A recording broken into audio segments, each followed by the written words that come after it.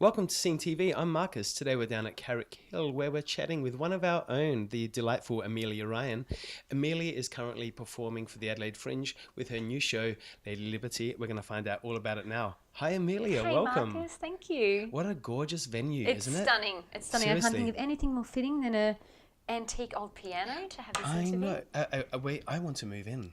I know. Isn't it well, delightful? yeah, I've got my name on I the feel waiting like I list. should be sitting here leaning against the piano, cognac, and you're just playing this delightful tune, mesmerizing me. Sure. Okay. We can arrange that. Mesmerizing me with your current show, of course, Yes. Lady Liberty. Yes. Tell us all about it. So it's Lady Liberty it traverses the quest for liberation, right? And to me, liberation, I didn't call the show Lady Happy or Lady Content. I called it Lady Liberty because liberty is the ultimate freedom from, all of our negative crap. Mm-hmm. And so it charts the quest for liberation in all the various ways that we try and find it. So whether it's through a bottle of champagne, whether it's through one-night stands, whether it's through relationships, whether it's through fanatical health and wellness, like all the ways. You've ticked all the right boxes for me. Exactly. There's my liberty. And this is what we do, isn't it? Like we try and find liberty and liberation through all these various channels. And I'm asking the question, well, what is it that actually makes us liberated? And so it's, over the course of the show, I explore all of that, obviously through a comedic lens, so I'm not taking anything too seriously. Like only you could.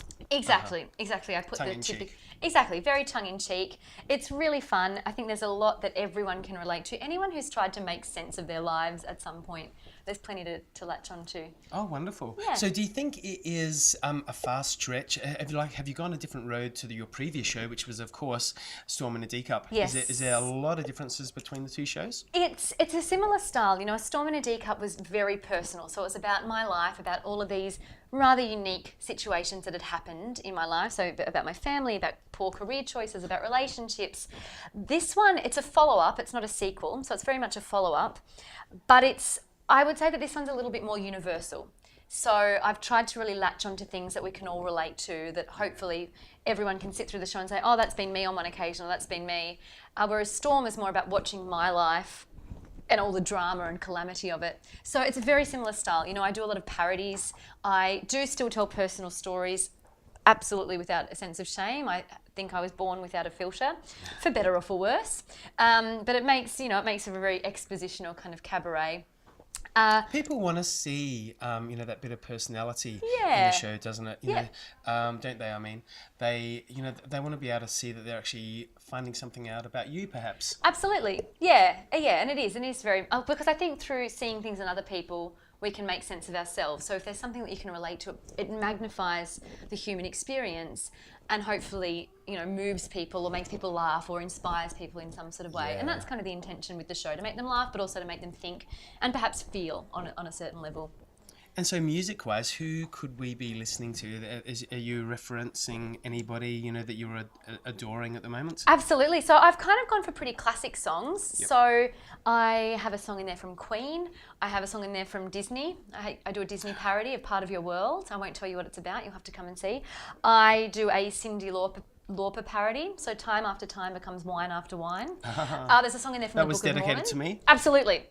It's kind of dedicated to all Adelaideans, really, because what Adelaidean doesn't enjoy a glass of plonk? Exactly. There's a song in there, I do a parody of Blurred Lines by Robin Thicke that's completely reinterpreted and reimagined, and it's a bit of a barnyard hoedown kind of version. Yep. There's Whitney Houston in there reinterpreted. There's Charlene, Never Been to Me, that classic hit, Hey Lady. And have you ever been to me?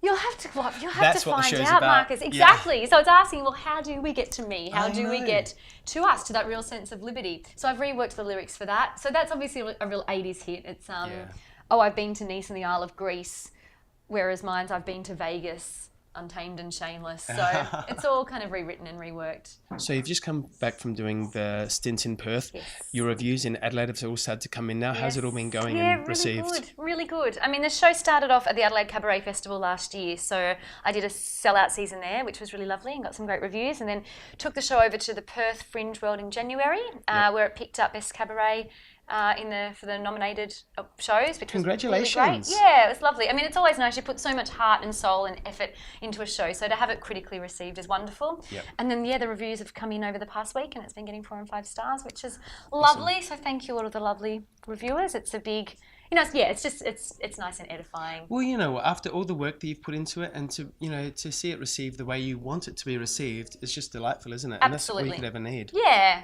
and I think the judges have been in throughout the week, this week. So fingers crossed for an award for Adelaide as well, for a nomination. But you know, get voting, guys. There's so much great talent and great shows out there that it's nice to be part of the festival as it is in the Garden. So yeah, Great. Already feeling very #blessed. We are playing until Sunday the 13th of March, is that Yes, correct? so I've got 5 nights left. It's on at 8 p.m. every night in the Garden of Unearthly Delights. It's in the factory, which is a great big space up the back. It's a good, solid venue, so you don't have too much of the noise bleeding in or the rain leaking through, which tends to happen in the in any kind of fringe venue. So it's good. It's and it's so much fun. I mean, Adelaide Fringe is an absolute melting pot of shows and sights and sounds and. Yeah, so I think the more we can just embrace these last 5 days and really make the most of it. Yeah, go out with a bang, guys. Yeah. As you can see, it's not too late to grab your tickets. Come and check out Amelia's show. It's going to be fabulous, and we'll see you again very soon for more SceneTV. Yes, can't wait. See ya. Thanks, Amelia. My pleasure.